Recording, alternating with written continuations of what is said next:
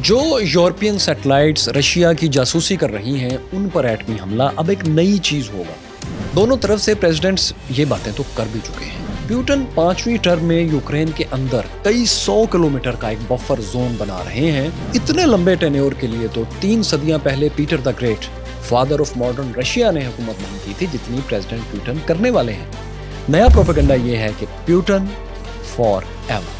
Great game में satellites पर एटमी हमला होगा रूस की तरफ से, और वो कुछ इस तरह से कि मगरिब को इतनी बड़ी खिफ़त उठाना पड़ी है कि अब देखिए डोनाल्ड ट्रंप के हामी इसे अपनी जीत भी समझ रहे हैं। अमेरिकन जनरेशन जी और अल्फा जी के तो ये मसाइल बिल्कुल ही नहीं है। कैसे हैं दोस्तों? 2014 के elections Russian president Vladimir Putin ने रिकॉर्ड वोट लेकर जीत लिए हैं। उन्होंने 87% से भी कुछ ऊपर 87% से ज़्यादा वोट्स लिए हैं। वो 5वीं मरतबा प्रेसिडेंट इलेक्शन जीते हैं। ये उनकी 6 साल की टर्म है जो 2030 में 2030 में मुकम्मल होगी। अगर सब कुछ ठीक चलता रहा तो वो कुल मिलाकर 30 साल रूस पर हुकूमत कर चुके होंगे। पिछली 3 सदियों में 3 सेंचुरीज में किसी भी रशियन प्रेसिडेंट और इससे पहले किसी भी रशियन शहनशाह जिन्हें ज़ारे रूस कहा जाता था उनमें से किसी ने भी इतनी लंबी हुक्मरानी कभी नहीं की। ज़्यादा से ज़्यादा निकोलस वन और पीटर द ग्रेट के 29 साल दौरे हुकूमत तारीख में इनकी गिनवाए जाते हैं। इनमें 500 रशियन नोट पर रूबल पर जिनकी तस्वीर छपी है वो पीटर द ग्रेट हैं, और यही सबसे नामवर और मोतबर तस्वुर किए जाते हैं क्योंकि उन्होंने रूस को आलमी तन्हाई से निकाला था, आइसोलेशन से निकाला था और दुनिया की एक ताकत बना दिया था। उन्होंने रूस को इंडस्ट्रियलाइज किया था, पीटर्सबर्ग की पोर्ट बनाई थी, शहर आबाद किया था, कई साली दूसरे शहर भी और बंदरगाहें भी इन्होंने बनाकर रूस को बहुत तरक्की दी थी। तो इनका दौर भी जो था वो कुल मिला के 29 ईयर्स 29 साल के लगभग बनता है। मतलब 2030 तक जब व्लादिमीर पुतिन अपनी सदारत की ये वाली टर्म पूरी कर चुके होंगे, 5वीं टर्म, तो साथ ही वो एक तारीख भी रकम कर चुके होंगे। ऐसी तारीख जिसका रिकॉर्ड आने वाली कई दहाइयों या सदियों में टूटना भी काफ़ी मुश्किल है, क्योंकि 30 साल 3 दहाइयाँ मुसलसल बहुत मुश्किल होता है कि कोई हुक्मरान हुकूमत कर सके। खैर साथियों, अपनी जीत के बाद पुतिन ने एक विक्ट्री स्पीच की। इसमें इंटरनेशनल मीडिया भी उनके सामने खड़ा था। इसमें उन्होंने 3 बहुत अहम बातें की। इनमें एक बिल्कुल नहीं थी। उन्होंने कहा कि हम यूक्रेन में नेटो कंट्रीज खुसूसन फ्रेंच और इंग्लिश लोगों का एक्सेंट सुन रहे हैं, यानी कि नेटो ने यूक्रेन में अपनी फोर्सेस भेज रखी हैं किसी न किसी शक्ल में। उनके लिए बहुत बुरी खबर है कि वो मारे जाएंगे। सदर पुतिन ने वेस्टर्न मीडिया के नुमाइंदों के सामने गुफ्तगू करते हुए एक बार फिर वेस्टर्न पावर्स को वार्निंग दी कि यूक्रेन में यूरोप की मिलिट्री मुदाखलत हो रही है, हालात इस वजह से ख़राब हो रहे हैं और इतने ख़राब हो चुके हैं कि दुनिया एक तीसरी आलमी जंग से, एक फुल फ्लेज वर्ल्ड वॉर 3 से सिर्फ एक स्टेप दूरी पर खड़ी है। कुछ भी हो सकता है। जब उनसे पूछा गया कि रशियन डेमोक्रेसी के बारे में दुनिया में सवाल उठ रहे हैं वेस्टर्न वर्ल्ड में कि आपने अपने मुखालफिन को इलेक्शन लड़ने ही नहीं दिया, और वो कहते हैं कि ये इलेक्शन नहीं है तो सिर्फ वोटिंग हुई है। इस पर पुतिन ने जवाब दिया कि वेस्ट का ये पुराना हरबा है, वो हर बार हमें आपस में लड़ाना और तोड़ना चाहते हैं, तकसीम करना चाहते हैं, लेकिन हर बार वेस्ट नाकाम रहा है, आइंदा भी रहेगा। उन्होंने कहा हमारी बात आप एक तरफ रखें, असल में तो अमेरिकी डेमोक्रेसी, अमेरिकन जमहूरियत दुनिया में एक मजाक बन चुकी है। वहाँ पर एक प्रेसिडेंशियल कैंडिडेट को, एक सदारती उम्मीदवार को बाहर रखने के लिए क्या कुछ किया जा रहा है, अदालतों को हथियार बनाया जा रहा है। वेस्ट, उन्होंने कहा कि ज़्यादा से ज़्यादा अनसिविलाइज्ड होता जा रहा है। ज़ाहिर है वो एक्स प्रेसिडेंट डोनाल्ड ट्रंप की बात कर रहे थे जो सेकंड टर्म के लिए इलेक्शन लड़ना चाहते हैं, और वो आप जानते हैं कि पुतिन तो खुलकर डोनाल्ड ट्रंप की इलेक्शन कैंपेन की पहले भी सपोर्ट करते रहे हैं, अब भी कर रहे हैं। इसीलिए उन्होंने ट्रंप की हमायत करने वाले सबसे नामी ग्रामी सहाफ़ी टकर कार्लसन को मॉस्को बुलाया था और एक तवील इंटरव्यू दिया था जिसमें बहुत जहानत से उन्होंने ट्रंप का हवाला दिए बगैर कई ऐसी बातें की थी जिन पर डोनाल्ड ट्रंप की कैंपेन की बुनियाद है। इनमें नेटो की वजह से जो अमन बर्बाद करने वाली तवील गुफ्तगू थी वो भी शामिल थी, क्योंकि आप जानते हैं कि डोनाल्ड ट्रंप नेटो की हमायत में नहीं है। इस इंटरव्यू पर डेमोक्रेट्स ने खास तौर पर शदीद एहतजाज किया और टकर कार्लसन को यूजफुल इडियट, काबिल इस्तेमाल अहमक का नाम दिया। लेकिन क्या हुआ कि ये इंटरव्यू अपना काम तो पूरा कर गया। टिकटॉक पर इसने दसियों करोड़ों व्यूज़ मजमूई तौर पर लिए, जबकि यूट्यूब पर इसके सिर्फ एक क्लिप पर, यानी इनके मेन चैनल पर 19 मिलियन, 2 करोड़ से कुछ कम व्यूज़ हो चुके थे, जबकि दीगर क्लिप्स, कटिंग्स वगैरह जो थी वो इससे कहीं ज़्यादा तादाद में शेयर और अमेरिका में रीपोस्ट हो रही हैं। ये प्रेसिडेंट पुतिन की तरफ से अमेरिकन इलेक्शन اور ان کے اندرونی معاملات میں مداخلت کی بہت ہی جینیس اور نئی موو تھی۔ اس سے پہلے امریکہ اور ویسٹ تو مسلسل روس کے خلاف ایسا کرتے آ رہے ہیں، برسوں سے کر رہے ہیں، لیکن اب روس اور چائنا کی طرف سے بھی ایسی مداخلت امریکن سسٹم کے اندر شروع ہو چکی ہے۔ چین کی طرف سے آپ کو پتا ہے کہ ٹک ٹاک کے ذریعے ایسا ہوتا ہے، جس کی بات ہم آپ کو اس ویلاگ میں تفصیل سے بتا بھی چکے ہیں، دکھا چکے ہیں۔ تو دوستو، صدر پیوٹن پر جو سب سے بڑا الزام 16 فروری کے بعد سے لگنا شروع ہوا ہے کہ انہوں نے اپنے بہت بڑے مخالف الیکسی نوالنی کو آرکٹک جیل میں مروا دیا ہے، اس پر انہوں نے پہلی بار زبان کھولی اسی وکٹری اسپیچ کے دوران۔ انہوں نے کہا کہ وہ جرمنی سے قیدیوں کے تبادلے کی ایک ڈیل کے بہت قریب پہنچ گئے تھے، جس میں نوالنی کو کچھ رشین جاسوس قیدیوں کے بدلے میں سویپ کیا جانا تھا، ایکسچینج ہونا تھا۔ انہوں نے کہا کہ ہم تو اسے آزاد کرنے والے تھے، لیکن افسوسناک بات ہے کہ وہ قدرتی وجوہات کی بنا پر پہلے ہی وفات پا گئے۔ جس ڈیل کی پریزیڈنٹ پیوٹن بات کر رہے تھے، اس کی کچھ خبریں یوٹیوب پر الیکسی نوالنی کے ساتھیوں نے جاری کی تھیں، لیکن ان کی تصدیق نہیں ہو رہی تھی، جو کہ اب ہو گئی ہے۔ پریزیڈنٹ پیوٹن پر دراصل 16 فروری سے الزام لگنا شروع ہوا تھا کہ انہوں نے 47 سالہ 47 ایئرز اولڈ پولیٹیشین جو اپوزیشن لیڈر تھے، ان کو الیکسی نوالنی کو جان بوجھ کر جیل میں ہلاک کیا تاکہ وہ رشیا سے باہر جا کر یورپ میں پیوٹن کے خلاف مبینہ مہم نہ چلا سکے، کیونکہ پریزیڈنٹ پیوٹن سمجھتے تھے کہ نوالنی کو جیل سے نکلوا کر ویسٹرن پاورز ان کے خلاف مہم چلوائیں گی اور رشیا کے اندر سے ان کے خلاف بغاوت پر لوگوں کو اکسائیں گی، تو اس سے وہ بچنا چاہتے تھے۔ اب ظاہر ہے پیوٹن تو اپنے خلاف کوئی بغاوت رشیا میں نہیں چاہیں گے، سو انہی پر الزام لگا کہ انہوں نے نوالنی کو KGB سٹائل میں زہر دے کر مروا دیا۔ رشین اور امریکن ایجنسیز برسہ برس سے اپنے دشمنوں کو مختلف طریقوں سے راستوں سے ہٹاتی چلی آئی ہیں، جن میں زہر بھی ایک طریقہ رہا ہے، ابھی بھی ہے۔ سو اس میں کوئی اچنبے کی بات نہیں ہوگی کہ اگر پریزیڈنٹ پیوٹن نے یہ واقعی کیا ہو، یہ الزام درست ہو۔ تو خیر، اس وکٹری سپیچ میں رشین پریزیڈنٹ نے یوکرین جنگ میں مزید اوفینس کرنے کا بھی ایک اہم اشارہ دیا۔ وہ اس طرح کہ پچھلے کچھ ہفتوں میں روس کے اندر بارڈر کے قریب بمباری ہو رہی ہے، جس سے روسی عوام میں بے چینی پھیلتی ہے کہ جنگ اب ان کے گھر کے اندر تک آ گئی ہے۔ ظاہر ہے یہ بمباری یوکرین کی طرف سے ہوتی ہے اور ان ہتھیاروں سے ہوتی ہے جو اس کو ویسٹ دے رہا ہے۔ اس پر پریزیڈنٹ پیوٹن نے کہا کہ اگر رشین سرزمین پر بمباری کی جاتی رہی تو ہم یوکرین کے مزید ایریاز پر قبضہ کر کے ایک وسیع یعنی کئی 100 کلومیٹر بڑا اور بھی بفر زون بنائیں گے تاکہ رشین علاقوں کا دفاع کیا جا سکے۔ اب ساتھیوں، غور سے دیکھیں تو اس کا ایک مطلب اور بھی نکلتا ہے، وہ یہ کہ روسی صدر یوکرین پر قبضہ کیے ہوئے جن علاقوں کو اپنا حصہ بتاتے رہے ہیں، وہاں الیکشنز بھی کروائے ہیں، وہ دل سے واقعی ان جگہوں کو روس کا حصہ نہیں مانتے بلکہ بفر زون ہی مانتے ہیں۔ مطلب یوکرین کے کم رینج میزائلز فائر اگر ہوتے ہیں تو وہ خرسون، زپریشیا، ڈونسک، لوہانسک جو کہ یوکرین کے علاقے تھے کچھ دیر پہلے تک، وہاں تو بھلے گر جائیں لیکن مین لینڈ رشیا میں نہیں آنے چاہیے۔ اس بیان سے یہ مطلب بھی نکلتا ہے۔ دوستو، تاریخ میں بہت سے لوگوں نے طاقت کو ڈیفائن کرنے کی کوشش کی ہے، پاور کو، لیکن طاقت ایک ایسا چھلاوا ہے کہ نہ تو اس کی ڈیفینیشن کسی کے قابو میں آئی ہے اور نہ یہ خود بہت دیر کسی ایک ہاتھ میں رہتی ہے۔ طاقت ایک بھوت پریت کی طرح دور سے دکھائی تو دیتی ہے، لیکن اسے پکڑنے جائیں تو اکثر غائب ہو کر خوفزدہ کر دیتی ہے۔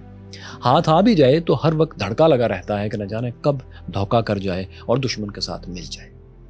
بظاہر طاقت عام آدمی کے پاس نہیں ہوتی، لیکن عجیب بات یہ ہے کہ طاقت ہوتی وہی ہے جہاں عام آدمی سمجھتا ہے کہ طاقت ہے۔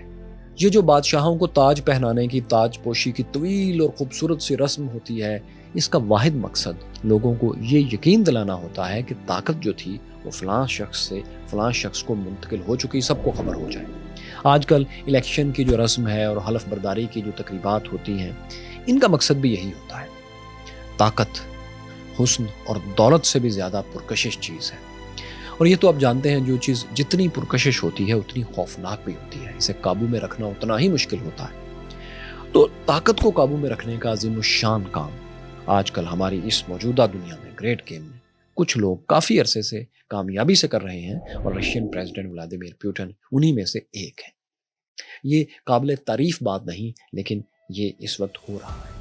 سن 2000 میں یعنی 2000 کے پہلے پریزیڈنشل الیکشن کے 4 سال بعد 2004 میں ولادیمیر پیوٹن دوسری بار جیتے تھے، تو یہ قانونی طور پر یوں تھا کہ ان کی آخری مرتبہ تھی، کیونکہ اس وقت رشین صدر کی مدت پریزیڈنشل ٹرم جو تھی رشیا میں وہ صرف 4 سال کے لیے ہوتی تھی، اور یہ شرط بھی تھی کہ کوئی صدر 2 سے زیادہ مرتبہ الیکٹ نہیں ہو سکتا۔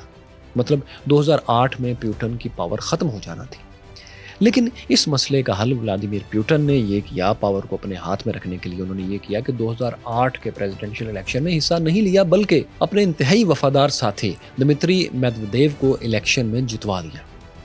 طے شدہ ڈیل کے مطابق پریزیڈنٹ دمتری نے صدر بنتے ہی حلف اٹھاتے ہی پیوٹن کو اپنا پرائم منسٹر مقرر کر لیا۔ رشیا میں اس وقت وزیر اعظم کے پرائم منسٹر کے اختیارات بھی بہت کم ہوتے تھے، لیکن 2008 سے 12 کے درمیان جب ولادیمیر پیوٹن وزیر اعظم تھے تو انہوں نے اختیارات بھی صدر سے لے لیے، بلکہ صدر کے اختیارات وہ استعمال کرتے رہے اور قانون میں کافی اور تبدیلیاں بھی کی۔ ان میں 2 تبدیلیاں بہت اہم تھیں اور انہی کی وجہ سے وہ آج تک طاقت کے گھوڑے پر سوار ہیں۔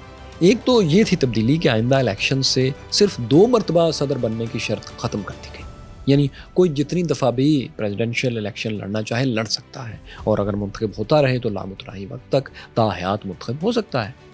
دوسری بہت اہم اور بڑی تبدیلی یہ تھی کہ پریزیڈنشل ٹرم صدر کی مدت 4 سال کے بجائے انہوں نے 6 سال کر دی۔ کیا ہوا کہ 2012 کے الیکشن میں ولادیمیر پیوٹن تیسری مرتبہ پریزیڈنٹ شپ کے لیے کھڑے ہو گئے۔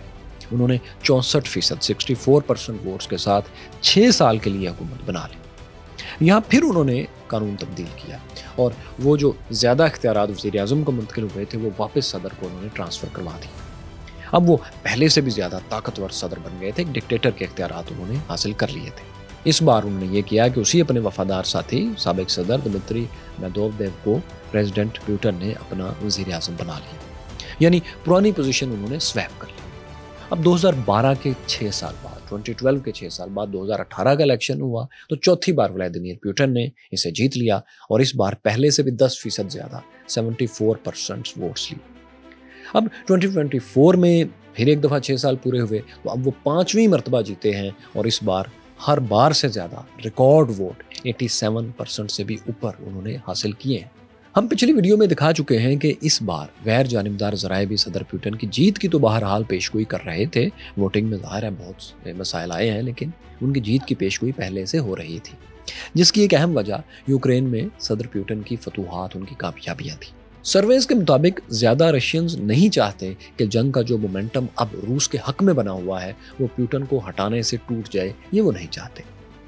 تو پریزیڈنٹ پیوٹن کی 5ویں اس شاندار فتح پر رشیا میں ایک بڑا طبقہ خوش تو ہے، لیکن ویسٹرن پاورز کے ارمانوں پر تو اوس پڑ گئی ہے کہ وہ تو یوکرین میں پیوٹن کی شکست کے بعد کسی نرم رشین پریزیڈنٹ کو، نرم دشمن کو دیکھنا چاہتے تھے، لیکن وہاں تو وہی پہلے والا ایک سٹرونگ مین آ گیا ہے، جس کی وجہ سے اب یورپی یونین کی اور امریکہ کی اکانومیز کو مزید کئی سال یوکرین کی جنگ کا بوجھ اٹھانا ہوگا۔ امریکہ، برطانیہ، یورپ، یہ تینوں رشین الیکشنز کو مسترد کرتے ہوئے کہہ رہے ہیں کہ یہ نہ تو فری اینڈ فیئر الیکشنز تھے اور نہ ہی ٹرانسپیرنٹ تھے۔ لیکن بات یہ ہے کہ ویسٹرن میڈیا اور لیڈرز جو الزامات روس پر لگا رہے ہیں، کچھ ایسی ہی صورتحال مغربی ممالک خصوصاً امریکہ میں بھی ہے، کیونکہ وہاں ایک بار پھر 19ویں صدی کے آخر کی طرح ایک کارٹل بن چکا ہے جو سینٹ کے سینیٹر سے لے کر ہاؤس کے ریپریزنٹیٹیو تک اور وائٹ ہاؤس کے عملے سے لے کر وائٹ ہاؤس میں بیٹھے پریزیڈنٹ تک، امریکن پریزیڈنٹ تک ہر فرد کو منتخب کرتا ہے۔ اس کی پی آر کرتے ہیں یہ لوگ اور حکومتیں بنواتے ہیں امریکہ میں اور گراتے ہیں۔ اور حال یہ ہے کہ امریکہ میں ان فیکٹرز پر، خصوصاً ویپن انڈسٹری اور اسرائیلی لابی پر ڈسکس کرنا ہی تقریباً جرم ہے۔ کوئی بھی شخص اپنی نوکری اور عزت سے ہاتھ دھو سکتا ہے کیونکہ معاشرے میں اس کو کہیں کا نہیں چھوڑا جائے گا۔ وہ معاشرہ جو پے چیک ٹو پے چیک چلتا ہے اس کے لیے بہت مشکل ہے کہ وہ اپنی نوکری کھونے کا رسک لے سکے۔ یونیورسٹیز میں اس پر ریسرچ نہیں ہو سکتی اور میڈیا میں ان پر بحث نہیں ہو سکتی۔ اب ظاہر ہے یہ تو ٹرانسپیرنسی اور فری اینڈ فیئر پروسیس کے خلاف بات ہے۔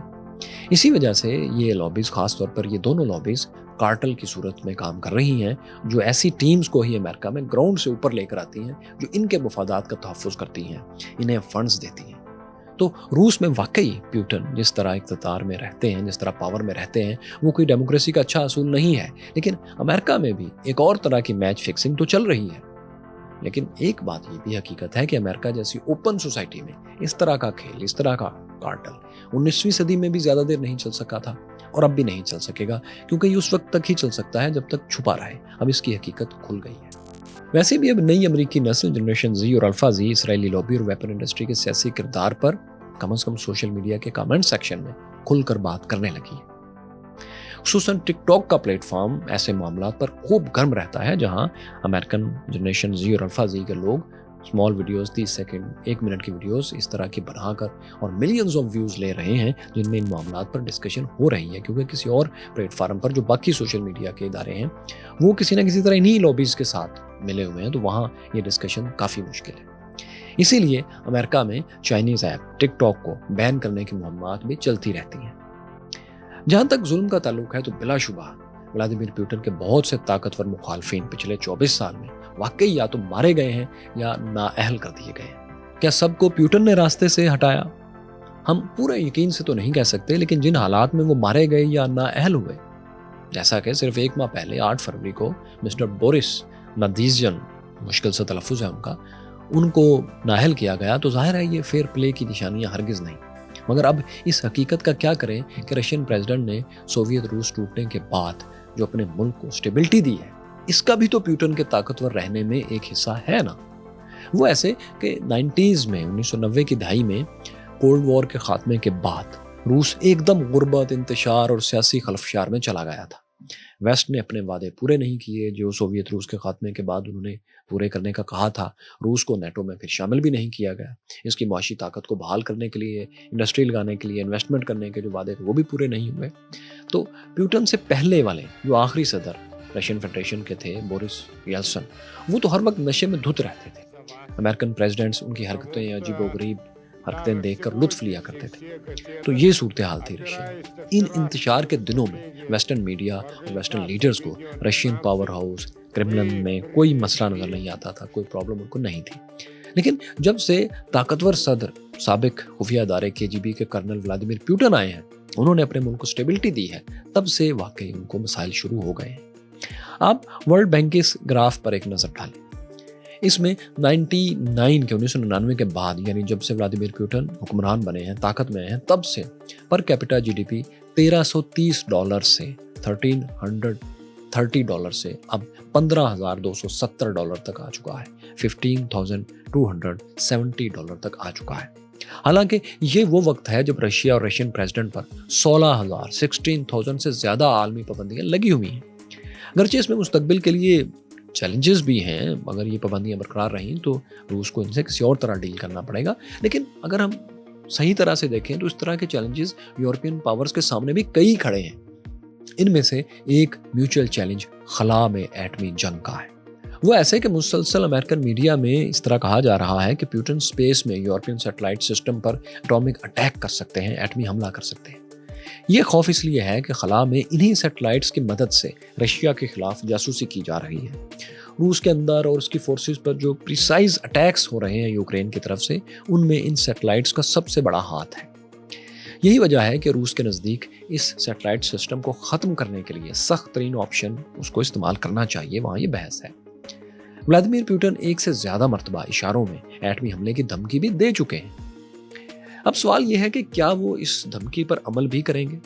हमारे ख्याल में इसका इम्कान बहुत कम है कि वो ऐसा करें, क्योंकि किसी भी किस्म का एटमी हमला दोनों तरफ से उस वक्त तक नहीं हो सकता जब तक एक को अपनी मौत यकीनी नजर ना आ रही हो और एटम बम चलाने के सिवा उसके पास कोई चारा ना हो। क्योंकि रैशनली स्पीकिंग, लॉजिक से बात करें तो एक भी एटमी हमले का मतलब तीसरी आलमी जंग से कुछ कम नहीं होगा, क्योंकि ये सारे सिस्टम ऑटोमेटिक अंदाज में काम करते हैं। एक तरफ से अगर एटॉमिक बॉम्ब चलना शुरू होगा तो उसके जो सिग्नल्स होंगे, उसका सिग्नेचर होगा, दूसरी तरफ से ऑटोमेटिक सिस्टम को जनरेट कर देगा, उसको पुश कर देगा और एक जंग शुरू हो जाएगी, तीसरी आलमी जंग। और इस आलमी जंग का मतलब होगा एटमी आलमी जंग, और एटमी आलमी जंग का मतलब होगा मुकम्मल तबाही। शायद ये सब दिमाग में रख कर ही अमेरिका और यूरोपियन ममालिक और रशिया भी एक हद में रह कर ही यूक्रेन की जंग लड़ रहे हैं। खासतौर पर नेटो और यूरोपीय यूनियन यूक्रेन की मदद एक हद से ज़्यादा नहीं कर रहे कि रूस को किसी बड़े हथियार को इस्तेमाल करने का जवाब मिल सके। वैसे इसमें सितम ज़रीफ़ी यह है कि अमेरिका अपने दुश्मनों पर अक्सर वो इल्ज़ामात लगाता है जो वो कई गुना शिद्दत के साथ खुद कर चुका होता है या कर रहा होता है। अब इसी को देखिए कि फ़ज़ा में, स्पेस में सैटेलाइट सिस्टम पर मुमकिन रूसी एटमी हमलों की बात तो वो आज कर रहा है, लेकिन हकीकत यह है कि सिर्फ अमेरिका ही वो वाहिद मुल्क है जिसने खला में एक नहीं दर्जनों एटमी धमाके किए थे। अमेरिका ने 1962 में आउटर स्पेस, लो ऑर्बिट और समंदर की सतह के नीचे 31 एटॉमिक वेपन टेस्ट किए थे। इसे ऑपरेशन डोमिनिक का नाम दिया गया था। इस धमाका सीरीज में एक blast starfish prime 400 kilometre high altitude पर फजा में किया गया था। 1962 में इन 2.5 दर्जन से ज्यादा धमाकों के बाद अगस्त 1963 में अमेरिका ने एक आलमी मुआहदा फिर साइन करवा लिया था, जिसके मुताबिक कोई मुल्क भी खला में, फजा में और समंदर में एटॉमिक वेपन टेस्ट नहीं करेगा। इस मुआहदे को लिमिटेड टेस्ट बैन ट्रीटी कहते हैं। इस ट्रीटी के 4 साल बाद 1967 में एक और आलमी मुआहदा आउटर स्पेस ट्रीटी भी साइन हुआ, जिसके मुताबिक अब कोई मुल्क खला में तो क्या, चांद पर, मरीख पर, किसी भी खलाई जिस्म पर, किसी भी फजा में तैरती हुई बॉडी पर एटॉमिक वेपन टेस्ट नहीं कर सकता। रूस और अमेरिका समेत 110 ममालिक इस पर दस्तखत कर चुके हैं। तो दोस्तों, रूस के पास ना तो इस वक्त किसी खलाई एटमी हमले का जवाब है और ना आलमी मुआहदों के होते हुए वो इतनी आसानी से ऐसा कर सकता है। लेकिन अमेरिका चूंकि रूस के साथ एक नई कोल्ड वॉर में फंस चुका है, इसलिए पुरानी कोल्ड वॉर की तरह प्रोपेगेंडा कैंपेन्स दोनों तरफ से जोरों पर हैं, जिनमें से एक नया प्रोपेगेंडा रूस के खिलाफ ये है कि सदर प्यूटन अब जिंदगी भर प्रेसिडेंट रहेंगे और इसके बाद भी फॉरएवर, मरने के बाद भी वो कहीं नहीं जाएंगे। ऐसा क्यों कहा जा रहा है? क्योंकि उनकी पॉलिसीज वेस्ट का ख्याल है कि चलती रहेंगी, कोल्ड वॉर खत्म नहीं होगी। वो इस तरह के किसी भी हादसे की सूरत में प्रेसिडेंट प्यूटन के इंतहाई वफादार वज़ीर आज़म मिखाइल मिशोस्टन, जो कि बुनियादी तौर पर एक ब्यूरोक्रेट है, वो चार्ज संभालेंगे और अपनी निगरानी में प्रेसिडेंशियल इलेक्शन करवाएंगे। प्रेसिडेंट प्यूटन ने अपनी पॉलिसीज के तसलसल के लिए अपने करीब इनके अलावा भी कई ऐसे लोग रखे हैं जो इनकी जगह लेने के लिए पहले से तैयार होंगे, यानी मुकाबला प्यूटन के करीबी लोगों के दरमियान ही होगा। जिनमें से एक तो यही मिखाइल मिशोस्टन और दूसरे दिमित्री मेदवेदेव, साबिक सदर, जिनकी कहानी आप सुन चुके हैं, ये है। लेकिन इन दोनों के अलावा एक तीसरी अहम शख्सियत वैलेंटीना वेंको है। ये खातून नजरियाती तौर पर प्रेसिडेंट प्यूटन के ज्यादा करीब हैं इन दोनों से। फिर वो लीडर जो प्यूटन की पॉलिसी के खिलाफ हैं, उन्हें वो रास्ते से वैसे ही हटाते चले जा रहे हैं। मगरबी ताकतों ने इन्हीं वजूहात की बिना पर कहना शुरू कर रखा है कि प्यूटन फॉरएवर। जाहिर है ऐसा मुमकिन नहीं, लेकिन ऐसी खबरें और प्रोपेगेंडा उनका खौफ जरूर जाहिर कर रहा है। खौफ इसलिए कि अभी तक वो यही उम्मीद लगाए बैठे हैं कि उन्हें प्यूटन को यूक्रेन में शिकस्त देने की तकलीफ दे मेहनत ना ही करना पड़े तो अच्छा है, और 1917 के बोल्शेविक रेवोल्यूशन की तरह रूस के अंदर से ही एक इनकलाब उठ जाए और प्यूटन को उठाकर बाहर फेंक दे, जिसके बाद नाटो पावर्स को यकीन है कि यूक्रेन की जंग खत्म हो जाएगी और उनके लिए जो एक बर्डन बन गई है ये जंग, ये बर्डन भी हट जाएगा।